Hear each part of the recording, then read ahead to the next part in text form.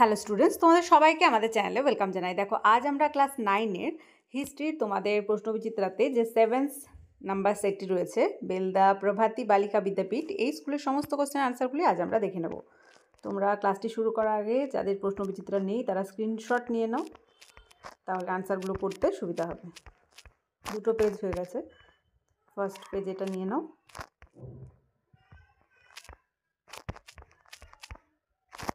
ওকে, তাহলে চলো ক্লাসটি শুরু করি। দেখো, ফার্স্ট কোশ্চেন রয়েছে, ফ্রান্সকে ভ্রান্ত অর্থনীতির জাদুঘর বলেছিলেন কেন? ভীষণ ইম্পর্টেন্স ফার্স্ট সামিটিভের জন্য। আনসার কে বলেছিলেন? কে? Adam Smith. তোমাদের কোশ্চেনে আসে 2 নম্বরে যে ফ্রান্সকে ভ্রান্ত অর্থনীতির জাদুঘর বলা অ্যাডাম স্মিথ বলেছেন কেন? কারণটা আমরা যখন চ্যাপ্টার ওয়াইজ ক্লাস করেছিলাম তখন ডিসকাস করেছিলাম। যারা চ্যাপ্টার ওয়াইজ ক্লাস দেখোনি তারা কিন্তু ক্লাসগুলি দেখে নেবে। ফরাসি বিপ্লবের সময় ফ্রান্সের রাজা ছিলেন ষোড়শ লুই। বাস্তিল দুর্গের পতনের তারিখটি হলো 1789 সালের 14ই জুলাই। টিলশিটের সন্ধি স্বাক্ষরিত হয়েছিল ফ্রান্স ও রাশিয়ার মধ্যে। ফরাসি চার্চ আদায় করত টাইথ। প্রত্যেকটা ক্লাসেই বলি টাইথ, টেইলি, করভি, গ্যাবেল, এগুলো কী সেগুলো কিন্তু দেখে রাখতে হবে তোমাদের। জাতিসমূহের যুদ্ধ নামে পরিচিত লিপজিগের যুদ্ধ।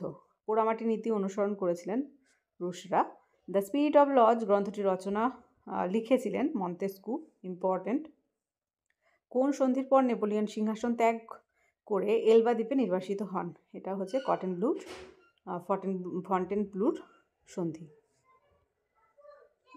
তারপর দেখো, সোশ্যাল কন্ট্রাক্ট গ্রন্থের রচয়িতা হলেন রুশো। একটা ম্যাচ দিয়েছে, ম্যাচটা দেখে নিই। স্পেনীয় ক্ষত আমার পরাজয়ের মূল কারণ, কে বলেছিলেন বা কার উক্তি? নেপোলিয়নের।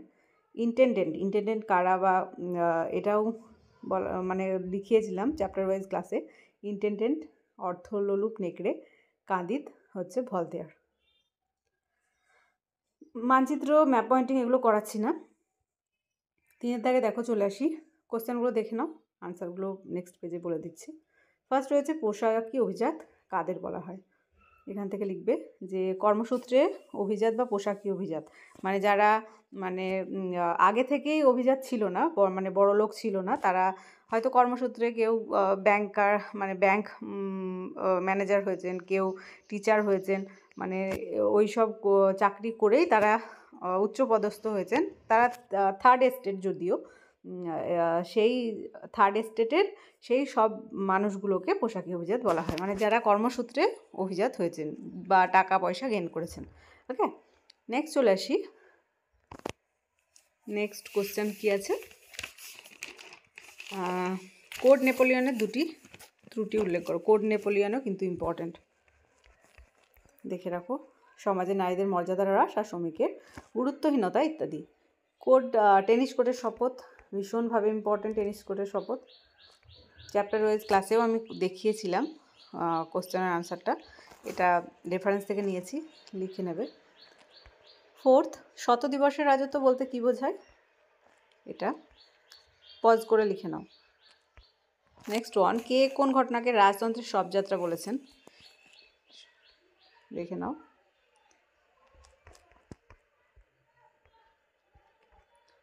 কনকর্ডাট না, এটা দেয়া হয়নি, শবযাত্রাটা স্কিপ হয়ে গেছে। এটা যদি 4 নাম্বার, এটা হচ্ছে শত দিবসের রাজত্ব, 5 নাম্বারটা স্কিপ হয়ে গেছে। আর এই যে যেটা 5 নাম্বার দেখছো এটা অ্যাকচুয়ালি কনডাট। ওকে, কনকর্ডাট। 5এরটা স্কিপ হয়ে গেছে, দেখবে আগের সেটগুলোতে করা রয়েছে। 4 দাগের ফার্স্ট কোশ্চেন, ফ্রান্সের বিপ্লব পূর্ব কর ব্যবস্থার বিবরণ দাও। ফ্রান্সের কর ব্যবস্থা ভীষণ ইম্পর্ট্যান্ট। তারা দৈব কর মানে নিজেদের স্বেচ্ছাকর দিতেন ফ্রান্সের রাজারা। বাস্তিল দুর্গের পতন ও তার গুরুত্ব, এখানে আমি দেখো গুরুত্বটা দিয়েছি।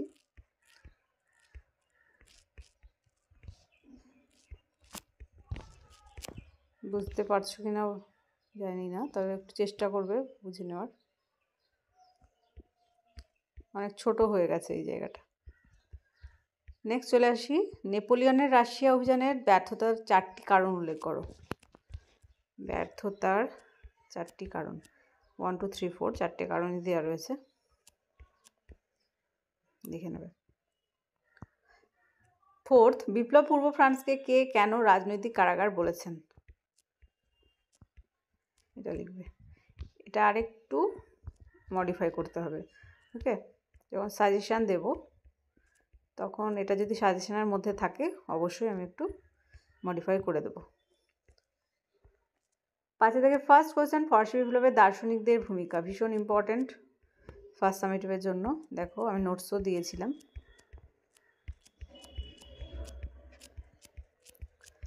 নেক্সট ওয়ান, এই নোটসগুলো হচ্ছে তোমাদের পেড ক্লাস যারা আছো পেড ক্লাসে সেই গ্রুপেই হ্যান্ড রিটেন নোটস প্রোভাইড করা হয়। সেখানে হিস্ট্রি জিওগ্রাফির নোটস আর স্যারের লাইফ সায়েন্স এবং ফিজিক্যাল সায়েন্সের নোটস প্রোভাইড করা হয়। তার সাথেই যে প্রশ্নবিচিত্রা দেখছো তার পিডিএফ এবং প্রত্যেকটা সামেটিভের আগে সাজেশান উইথ আনসার সাজেশান সেই গ্রুপের মধ্যেই প্রোভাইড করা হবে। যদি কেউ ইন্টারেস্টেড থাকো স্যারের সাথে কন্ট্যাক্ট করে নেবে। স্যারের কন্ট্যাক্ট নাম্বার আর পেড ক্লাসে কী কী হয় না হয় তার ডিটেলস আমি স্ক্রিনে দিয়ে দেবো। ওকে,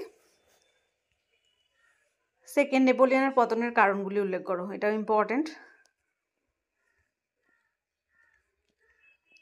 নেক্সট চলে আসি, ফরাসি সংবিধান সভার কার্যাবলী আলোচনা করো, ভীষণ ইম্পর্ট্যান্ট, তোমাদের লিখিয়েছিলাম।